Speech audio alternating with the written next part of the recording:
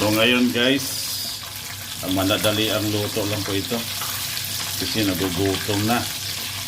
Ito lang po yung naluluto ko. 3 pirasong manok, 3 hiwa. Ayan, piniprito ko lang. Nilagyan ko na ng asin at paminta ito. Tatalo na. At ito rin, meron din ditong yummy yummy. Ito ay crab po ito siya. Turmeric crab. Ayun, laki nitong crab na to. Hinahati ko. Kasi hindi siya magkasya dito sa kasirola kung maliit. Nilagyan ko na siyang sitaw, kalabasa, saka may gata, saka may turmeric powder. Ayan na siya.